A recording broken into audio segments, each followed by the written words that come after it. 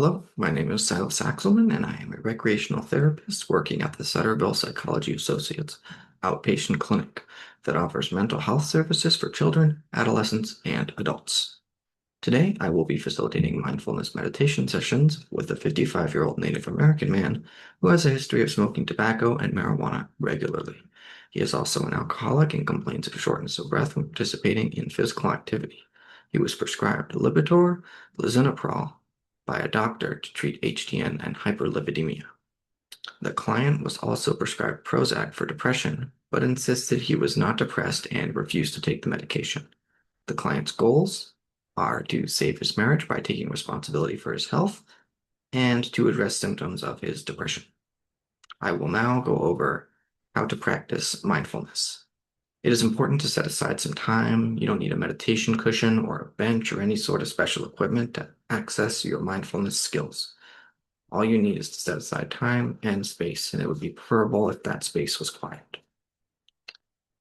You need to observe the present moment as it is. The aim of mindfulness is not quieting the mind or attempting to achieve a state of eternal calm. The goal is simple. We're aiming to pay attention to the present moment without judgment, and this is a lot easier said than done. Let your judgments roll by. We notice judgments arise during our practice. We can take a mental note of them, try and remember them later, and let them pass. Return to observing the present moment as it is. Our minds often get carried away in thought, and that's why mindfulness is the practice of returning again and again to the present moment. It is important to be kind to your wandering mind. Don't judge yourself or whatever thoughts crop up. Just practice recognizing when your mind has wandered off and gently return it to the present moment. I will now be going over how to practice meditation. You need to be able to sit comfortably and find a stable, solid, comfortable seat. Notice what your legs are doing. If you're on a cushion, cross your legs comfortably in front of you. If you're on a chair, rest the bottoms of your feet on the floor. Straighten your upper body, but don't stiffen. Your spine has natural curvature. Let it be there. Naturally relax in an upright position. Notice what your arms are doing. Situate your arms parallel to your upper body and rest the palms on your hands, on your legs, whatever feels most natural. Soften your gaze. Drop your chin a little. Let your gaze fall gently downwards.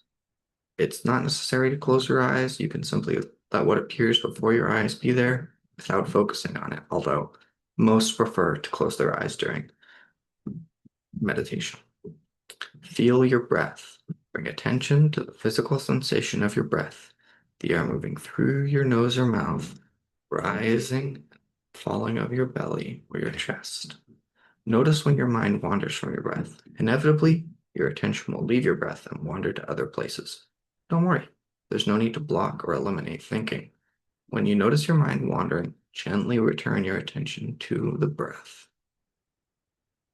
It is important to be kind to yourself during the practice of meditation.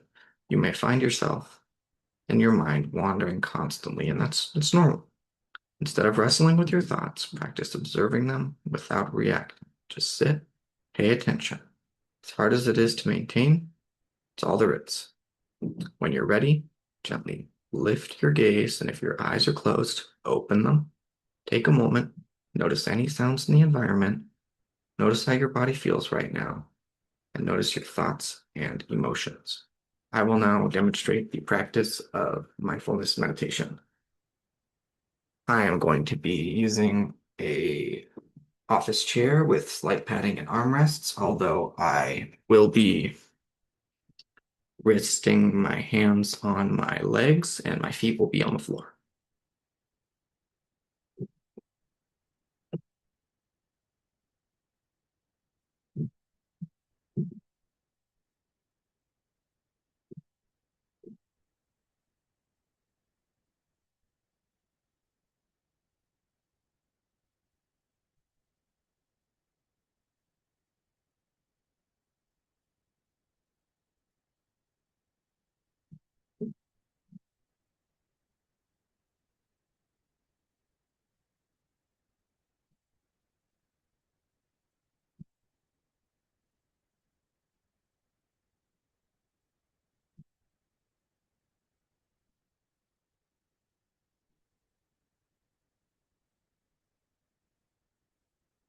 Although I only practice the meditation for 10 breaths, typically it can be done for 2 to 5 minutes depending on how comfortable the client is.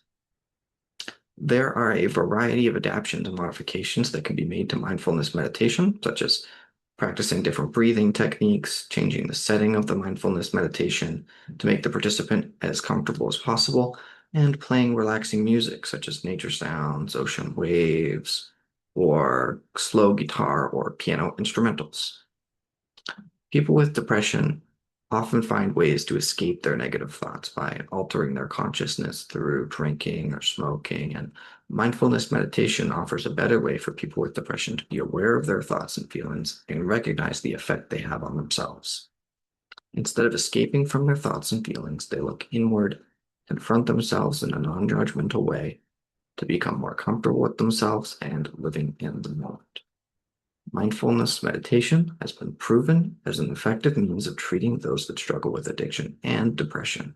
By practicing mindfulness meditation, the participant can achieve his goals of saving his marriage by taking responsibility for his health and to stop consuming alcohol and tobacco, and address the symptoms of his depression by confronting the negative feelings and learning to observe his thoughts non-judgmentally.